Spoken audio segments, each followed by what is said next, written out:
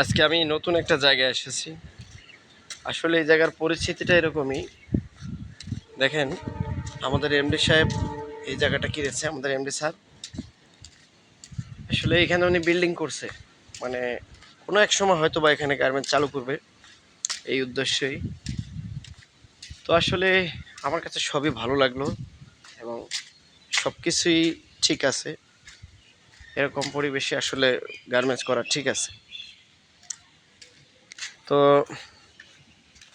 এদিকে আবার এই যে যে পিছনে যে জায়গাগুলো দেখতেছেন আমার পিছনে, এটা অবশ্যই মূলত করা হয়েছে সুইং সেকশনের জন্য।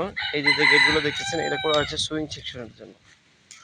এর পাশে আবার ফিনিশিং এর জন্য জায়গা করা হয়েছে এধারে। কিন্তু বর্তমানে এখানে আসলে কোনো ফ্যাক্টরি, মানে এটা কিন্তু চালু করা হয় নাই।